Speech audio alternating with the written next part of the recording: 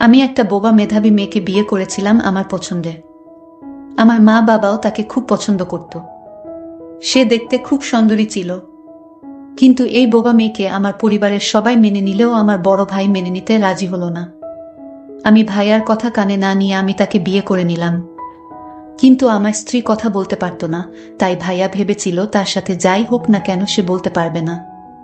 আমি একদিন বাড়িতে ছিলাম না, আর এই সুযোগে আমার বড় ভাই একদিন আমার স্ত্রীর রুমে ঢুকে যায়। তারপর কি হয়েছিল সেটা জানতে গল্পটি প্রথম থেকে শেষ পর্যন্ত শুনতে থাকুন। যদি টেনে টেনে শুনেন তাহলে আপনারা কিছুই বুঝতে পারবেন না, তাই গল্পটি মনোযোগ দিয়ে শুনুন। তাহলে মূল গল্পটি বলি। আমি 3 ভাইয়ের মধ্যে ম্যাচ। সবে মাত্র পাবলিক ভার্সিটি থেকে পাশ করে বেরিয়েছি। কয়েকটা চাকরির ইন্টারভিউ দিয়েছি। বড় ভাইয়ের বিয়ে হয়েছে। আমাদের পরিবার মোটামুটি ধার্মিক পরিবার বলা যায়। পর্দা করার ব্যাপারে এত কঠোর না হলেও নামাজ রোজার ব্যাপারে আমাদেরকে ছোটবেলা থেকেই উৎসাহিত করা হয়েছে। আমার ভাইয়ের জন্য মেয়ে দেখার সময় ধার্মিক পরিবারের মেয়েকেই বেশি প্রাধান্য দিয়েছিল। আল্লাহ চাহেন তো চাইলে পাওয়া যায় না এমন কিছুই নেই। আলহামদুলিল্লাহ, এমন মেয়েকেই মা ঘরের বউ করে আনে। সেদিন গ্রামে ভাবির কাজিনের বিয়েতে গিয়েছিলাম পুরো পরিবার। খাওয়া দাওয়ার পর কয়েকজন মিলে বসে গল্প করছিলাম। দূর থেকে লক্ষ্য করলাম একটি কমপ্লিট হিজাব পরিহিতা, হাত মোজা, পা মোজা সহ মেয়ে। মেয়েটি আমাদের রুমের দিকেই আসছে। প্রথমে মেয়েটির প্রতি কোনো আগ্রহ না থাকলেও পরে খেয়াল করে দেখতে দেখতে ভাবছি এই যুগেও মানুষ এইভাবে হিজাব করে। আমি যে রুমে বসে আছি সেখানেই এক পাশে বসে গেল। অন্য একটি মেয়েকে লিখে কি যেন দেখাচ্ছে। খোঁজ নিয়ে জানতে পারলাম মেয়েটি ভাবির কাজিন হয়। আমার আগ্রহ জানার আরো বেড়ে গেল মেয়েটির প্রতি। নিজের মনেই বললাম মেয়েটি ভাত খাওয়ার সময় দেখতে কেমন। মেয়েটিকে ফলো করে যাচ্ছি, কিন্তু সে কিছুতেই মুখ খুলছে না। লক্ষ্য করলাম বারবার কি যেন লিখছে। বিয়ের পর জেনেছিলাম সে দাওয়াত বিয়েতে খুব কমই যায়। বাধ্য হয়ে যেতে হলেও খাবার খায় না। আমার জিদ চেপে গেল। আমি মেয়েটিকে দেখবই, যেভাবেই হোক। মাকে বললাম আমি আরো কিছুদিন গ্রামে থাকতে চাই। মাও খুশি হয়ে রাজি হয়ে গেলেন। এখানে উল্লেখ্য ভাবির বাবার বাড়ির লোকজন অত্যন্ত অতিথিপরায়ণ এবং আন্তরিক। নতুন বউয়ের বাপের বাড়ি থেকে প্রতিদিন গেস্ট আসছে, আর আমি কিছুক্ষণ পর পর বিয়ে বাড়ির দিকে যাচ্ছি। যদি একটি বার মেয়েটিকে দেখি। হয়তো এটাই আল্লাহর ইচ্ছা ছিল। সেদিন দুপুর বেলা খাওয়ার পর বিশ্রাম নিচ্ছিলাম সোফায় আধা শোয়া হয়ে। হঠাৎ একটি মেয়ে ঢুকেই এক অদ্ভুত শব্দ করে ডাকতে লাগলো। তখনও পর্যন্ত আমার মাথায় আসেনি সে এইরকম অদ্ভুত করে কেন ডাকতেছে। ভাবি ভেতর থেকে জি বলে আওয়াজ দেওয়াতে বুঝতে পারলাম ভাবিকেই ডাকতেছে। মাত্র আমাকে দেখেই দৌড়ে চলে গেল। জাস্ট কয়েক সেকেন্ডের জন্য মেয়েটিকে দেখেছিলাম। কেন জানি না বারবার মনে হচ্ছে এই মেয়েটি সেই, যাকে আমি 2 দিন ধরে পাগলের মতো খুঁজে বেড়াচ্ছি। পরে ভাবি থেকে জিজ্ঞাসা করাতে জানতে পারি এটাই সেই পর্দানসীন মেয়ে। উজ্জ্বল শ্যামলা বর্ণের মায়াবতী। এই কয়েক সেকেন্ডেই আমার ভেতর আলোড়ন সৃষ্টি হয়ে গেল। আমার বুঝতে আর বাকি থাকল না, আল্লাহই আমাকে এখানে নিয়ে এসেছেন মেয়েটির সাথে দেখা করাবেন বলে, আমাদের এক করবেন বলে। এর পরের দিনই আমরা ভাবি সহ বাসায় চলে আসলাম। কিছুতেই আসতে মন চাচ্ছে না। মনটা আকুল হয়ে আছে আরেকটি বার যদি মেয়েটিকে দেখতে পেতাম।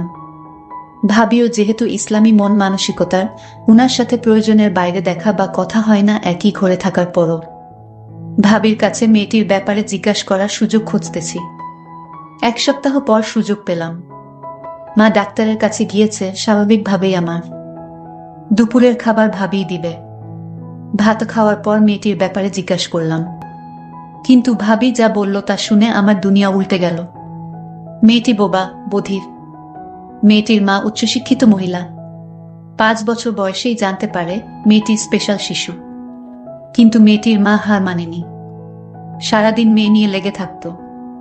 মেয়েকে স্বাবলম্বী শিক্ষিত করার জন্য সব প্রকার চেষ্টা করতে লাগল। 8 বছর বয়সেই মেয়েটিকে সমস্ত বর্ণ শিখিয়ে ফেলল। আল্লাহ তাআলা এই সমস্ত শিশুদেরকে অবশ্যই কোনো বিশেষ গুণ দিয়ে পাঠান দুনিয়াতে। কিছুদিন পর মা বুঝতে পারে মেয়েটি ছবি আঁকায় খুব পারদর্শী। মা মেয়েটিকে ছবি আঁকার সমস্ত উপকরণ এনে দিল এবং অন্যান্য সাবজেক্ট, বিশেষ করে ইংলিশের ব্যাপারে খুব বেশি গুরুত্ব দিতে লাগল। মেয়েটির টিচার্সরা খুব সুনাম করত। প্রায় প্রতি ক্লাসেই টপ 3-তে মেয়েটি রেজাল্ট করত একমাত্র মায়ের অপ্রাণ চেষ্টা এবং আল্লাহর ইচ্ছায়। এসএসসিতে গোল্ডেন জিপিএ পেল। ওরা গ্রামে থাকলেও পৌর এলাকার হওয়ায় শহরের মতোই কিন্ডারগার্টেন, আর্ট স্কুল এসবের খুব মান। মা মেয়েটিকে মামাদের সাহায্য নিয়ে একটা আর্ট স্কুল খুলে দিল। এই বোবা মেয়েটি মাত্র 2 জন স্টুডেন্ট নিয়ে স্কুল শুরু করে নিজের বাসায়। এইচএসসি দিতে দিতে মেয়েটির প্রায় 50 জন স্টুডেন্ট। আমি এখনো সবসময় মেয়েটির মা প্রতি কৃতজ্ঞ।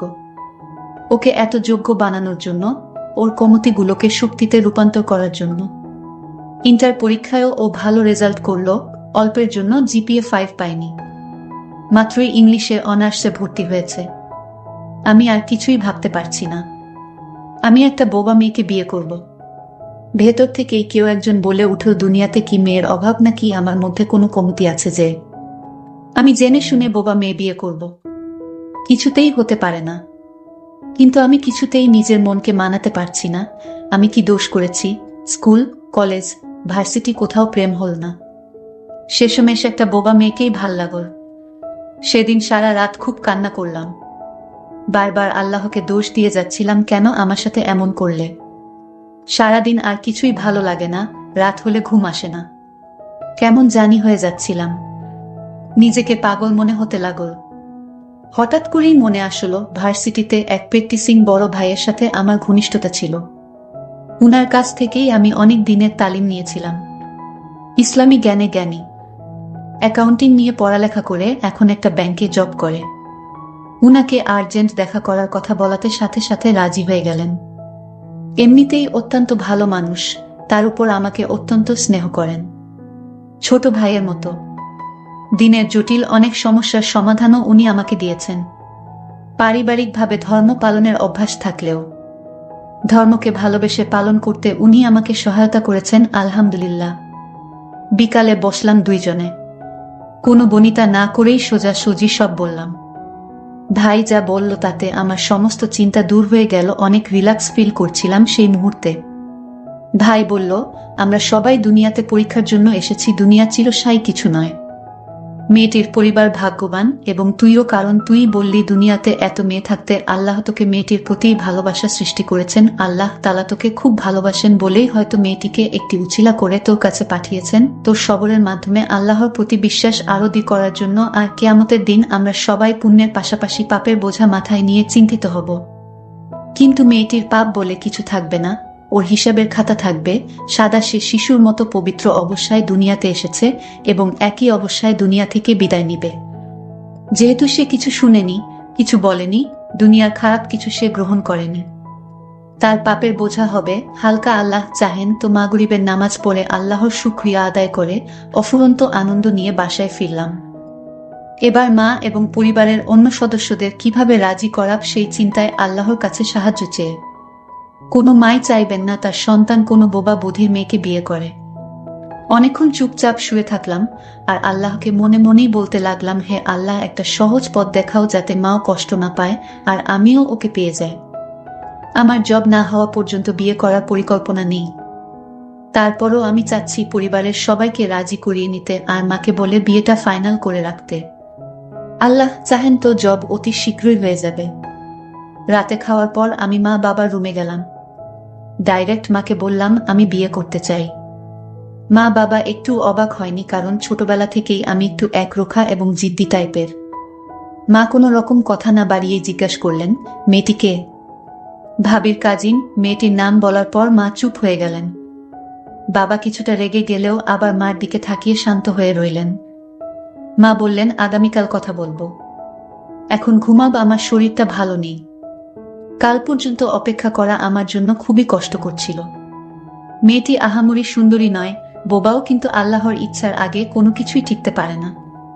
আর তাই হয়তো ওর প্রতি আমার আকুলতা, অস্থিরতা, হারানোর ভয় এভাবেই বেড়ে যাচ্ছে, যেন আল্লাহই আমার ভেতরে এইসব সৃষ্টি করে দিয়েছেন। সকালে নাস্তার পর বড় ভাই, বাবা সহ সবার উপস্থিতিতে মা খানিকটা গরম মেজাজ নিয়ে সবাইকে সব জানানোর পর বলল, এই বিয়ে হবে না। আমার কিসের অভাব? ছেলের জন্য বোবা মেয়ে আনতে হবে। সবাই যার যার মতামত দেওয়ার পর আমি ওই দিনই ভাইজানের কথাগুলোই ওখানে সবাইকে বললাম। আরো বললাম, মা দেখিও, আমি খুব সুখে থাকব। আমার সুখ দেখে মানুষ ঈর্ষা করবে। তুমি মামির কথা সবসময় বলো না, কিভাবে মামাকে অপদস্থ করে। সেই হিসেবে বোবা হলে কি সমস্যা মা? মা এমনিতেই ঠান্ডা মানুষ, কিন্তু এইবার বেশ রেগেই বললেন, মেয়েটি কারো সামনেও আসে না, আওয়াজও শুনি শুনি, যেহেতু কথা বলতে পারে না। কি এমন দেখলি যে তুই শুধু ওকে বিয়ে করবি? তাছাড়া আত্মীয় স্বজন কি বলবে? মা, সুন্দর দিয়ে কি করব? একটা দুইটা সন্তান হলেই সৌন্দর্য নষ্ট হয়ে যায়। কিন্তু ভালো আচরণ, ভালো মানসিকতা আর ভেতরের মানুষটাই চিরজীবন থেকে যায়। আর সেটাই আমাকে সুখ দিতে পারবে। বিয়ের পর কয়েকদিন আত্মীয়রা বলাবলি করবে। সেই আত্মীয়রাই কিছুদিন পর সুখী অসুখী, সফল অসফল জীবন নিয়ে আলোচনা করবে। লোকেদের দেখানো কয়দিনের জন্য, সংসার সুখের হোক আর দুঃখের হোক, তা সারা জীবন শুধু আমারই জন্য। তাছাড়া মেয়েটি মেধাবী। আমি আর কারো কথা না শুনে আমি একটা কাজী অফিসে গিয়ে বোবা মেয়েটিকে বিয়ে করে ঘরে নিয়ে আসলাম। আমার মা বাবা সবাই খুশি হয়েছিলেন, কিন্তু আমার বড় ভাই এই বিয়েটা কিছুতেই মেনে নিতে পারছিল না। আমার বড় ভাই ছোটবেলা থেকেই আমার ভালো দেখতে পারত না। আমার মা আমি ছোট বলে আমাকে একটু বেশি আদর করত, সেটা আমার ভাই সহ্য করতে পারত না। আর আমি একটা ভালো পর্দাশীল মেয়ে এবং খুবই মেধাবী বোবা মেয়েকে বিয়ে করার কারণে হিংসা করত। আমি সেটা ভালোভাবে বুঝতে পারি, কিন্তু ভাইয়ের সামনে কোনোদিন কথা বলিনি। আমি ভাইয়াকে ভালো ভাবতাম, কিন্তু তার উপরের রূপটা খুব ভালো ছিল, ভিতরটা খুবই খারাপ ছিল। আমি সেটা বুঝতে পারতাম, কিন্তু কিছুই বলতাম না বড় ভাই বলে। আমি আমার স্ত্রীকে বাড়িতে নিয়ে আসলাম। আমার বড় ভাই বলল, তোর এত বড় সাহস, আমাকে না জানিয়ে তুই একটা বোবা মেয়েকে বিয়ে করেছিস। আমি ভাইয়াকে বলেছিলাম, ভাইয়া, এই পৃথিবীতে সবাই মানুষ, এখানে সে হোক বোবা কিংবা প্রতিবন্ধী, একই আল্লাহর সৃষ্টি। আল্লাহর সৃষ্টিকে যারা পছন্দ করে না তারা মানুষ না, তারা উপরের দিকটাই মানুষ, ভিতরটা অমানুষ। আমার ভাইয়া আমার কথা শুনে খুব রাগান্বিত হলো। আমার স্ত্রী তখন আমায় ইশারা করে বলল, ঝগড়া না করতে, আমাকে বলল মাথা ঠান্ডা রাখতে। আমি আমার স্ত্রীর কথা মেনে নিলাম এবং রুমে গিয়ে বিশ্রাম নিলাম। একদিন আমি বাসায় ছিলাম না, তখন আমার বড় ভাই আমার স্ত্রীকে বলল, আসলে আমি অন্যায় করেছি, তুমি আমায় ভুল বুঝো না, এই ধরনের কথা বলতে লাগলো। আমার স্ত্রী কথা বলতে পারে না, তাই লিখিত আকারে বুঝিয়ে দিল, আপনার কোনো দোষ নেই, সব দোষ আমার এবং আমার কপালের, কারণ আমাকে দুনিয়াতে আল্লাহ পাঠিয়েছেন বোবা করে, এটাই আমার দোষ। আমি বাড়িতে গিয়ে দেখি আমার স্ত্রীর সাথে আমার বড় ভাই আলাপ করছে। আমি কাছে গিয়ে জিজ্ঞেস করলাম, ভাইয়া কি হয়েছে, কোনো সমস্যা? ভাইয়া তখন বলল, আরে না, কোনো সমস্যা না, আল্লাহ তোরে একজন নেককার স্ত্রী দিয়েছেন। আমার তো ভাইয়াকে সন্দেহ হলো, কারণ যে ভাইয়া গতকাল আমার সাথে রাগারাগি করেছে, আজ সে আমাদের ভালো উপদেশ দিচ্ছে। এটার পিছনে কোনো কারণ আছে। আমার ভাইয়া তারপর রুম থেকে চলে গেল। পরের দিন আমি সন্ধ্যায় বাড়িতে ফিরলাম, ফিরে দেখি ভাইয়া আমার স্ত্রীকে কি যেন ইশারায় বলছে। আমার স্ত্রী কথা বলতে পারে না, আর তাকে ইশারায় বুঝাতে চেয়েছে। আমি বাহির থেকে তাদের এই দৃশ্য দেখতে পেলাম। আমার মনে আরো চিন্তা বেড়ে গেল। ভাইয়া আমার স্ত্রীর রুমে বারবার কেন যায়, এটা তো আমি কিছুই বুঝতেছি না। আর তার সাথে কি কথা বলে? আমার স্ত্রীকে আমি লিখিত আকারে জিজ্ঞেস করলাম, আচ্ছা, আমার ভাইয়া কেন তোমার কাছে আসে, কি বলতে চায়, তুমি লিখে বলে দাও। সে তখন আমায় লিখে উত্তর দিল, ভাইয়া তাকে এটা বলতে চেয়েছে, তুমি খুব সুন্দর, তুমি খুব ভদ্র, তোমার মতো মেয়ের কোনো তুলনা হয় না। মানে আমার প্রশংসা করেছে তোমার ভাইয়া। আমি তো তার লেখা দেখে অবাক, যে ভাইয়া গত কয়দিন আগে আমার সাথে খারাপ ব্যবহার করত, আজ সেই ভাইয়া আমাদের সাথে ফেরেশতার মতো আচরণ করছে। আমি তা দেখে আমার মনে কৌতূহলের সৃষ্টি হয়েছে। আমি আমার স্ত্রীকে আজ বললাম যে, তুমি আমার ভাইয়াকে আমার রুমে আসতে দিও না। আমার কেমন জানি মনে হচ্ছে ভাইয়ার এই রহস্য আমার কাছে ভালো মনে হচ্ছে না। যাই হোক, পরের দিন আমার এক বন্ধুর বাবা মারা গেছে। সে আমার ফোন করে বলল আমাকে যেতে। আমি আমার স্ত্রীকে বলে গেলাম, আজ আমার ফিরতে দেরি হবে, বেশি রাত হলে খাওয়া দাওয়া সেরে ঘুমিয়ে পড়ো। সে বলেছিল ঠিক আছে। আমার ভাইয়া তখন আমার স্ত্রীর কাছে এসে বলল, শোনো, আজ তোমার জন্য একটা গিফট নিয়ে এসেছি। আমার স্ত্রী বলল, না, আমার কোনো কিছু লাগবে না, আপনি চলে যান। সে আমায় ইশারায় বলে দিল সে গিফট নিতে পারবে না তার স্বামীর অনুমতি ছাড়া। আমি তখন লিখিত আকারে তাকে বললাম, এই গিফটটা রাখো, আমি কি তোমাদের পর? তুমি আমার ছোট ভাইয়ের স্ত্রী, তুমি তো এই পরিবারের একজন সদস্য। আমার স্ত্রী তখন লিখিত আকারে বড় ভাইকে বললেন, আপনি গিফট নিয়ে আইছেন, কিন্তু আমার স্বামী বাড়িতে যখন থাকবে তখন। আমার তখন খুব রাগ হচ্ছিল, কিন্তু রাগ করলে কি হবে, বরং আমার লস হবে। আর তাই আমি খাবারের সাথে এমন একটা জিনিস মিশিয়েছিলাম। আমি তখনও আমার বন্ধুর বাড়িতে, এখনো লাশ দাফন করা হয়নি। রাত প্রায় 10টা বেজে যাচ্ছে। এর মধ্যে বাড়িতে আমার মা, বাবা, আমার বড় ভাই এবং আমার স্ত্রী রাতের খাবার খেতে বসলো। তার আগে আমার স্ত্রী আমাকে ফোন করেছিল, তোমার আসতে কয়টা বাজবে? আমি বলেছিলাম, আমার আসতে অনেক দেরি হবে, তুমি মা বাবাকে নিয়ে রাতের খাবার খেয়ে নাও, খাওয়া দাওয়া সেরে ঘুমিয়ে যাও। কিন্তু আমার স্ত্রী জানতো না খাবারের সাথে কি মিশানো ছিল।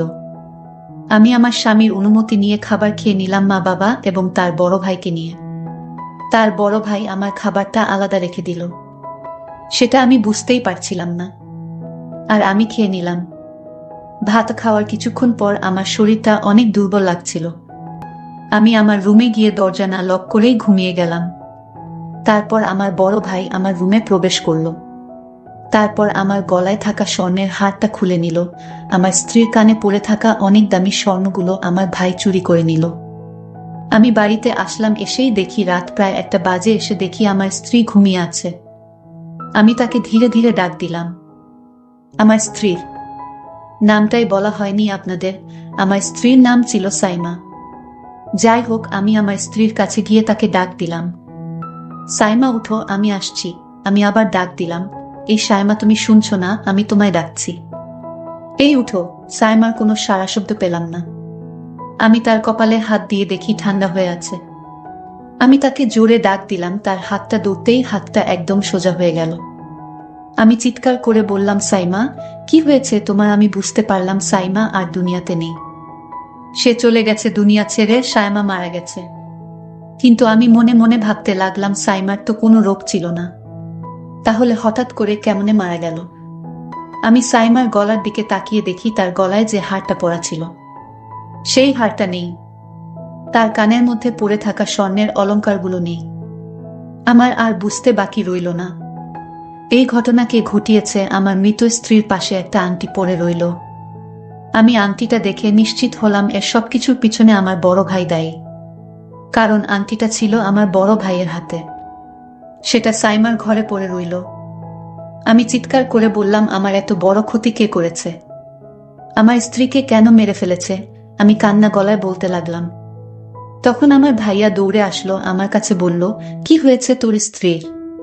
আমি বললাম, চুপ, একদম চুপ, তুই একটা কথাও বলবি না। তুই আমার ঘরের সবকিছু চুরি করে নিয়ে নিতি, তুই আমার সকল সম্পদ চাইলে আমি তোকে নিঃস্বার্থভাবে তোকে দিয়ে দিতাম, কিন্তু তুই আমার স্ত্রীকে কেন দুনিয়া থেকে বিদায় করে দিলি? কি দোষ ছিল আমার স্ত্রীর? আমার স্ত্রী বোবা ছিল, এটা কি তার অপরাধ ছিল? এগুলো বলতে বলতে আমিও জ্ঞান হারিয়ে ফেললাম। বাবা মা ভাইয়াকে পুলিশে দিয়ে দিল, তার যাবজ্জীবন জেল হয়েছিল। আমার ভাই ছিল লোভী, আমার ভালো দেখতে পারত না। বন্ধুরা, আমাদের সমাজে এরকম অনেক লোভী মানুষ আছে, যারা নিজের কাছের মানুষগুলোকে এমন শোকাহত করে থাকে শুধু অর্থের জন্য। বন্ধুরা, আজকে গল্পটি কেমন লাগলো তা অবশ্যই কমেন্ট করে জানাতে ভুলবেন না। আর এরকম নতুন নতুন গল্প পেতে আমাদের চ্যানেলটিকে সাবস্ক্রাইব করে পাশে থাকবেন। ধন্যবাদ।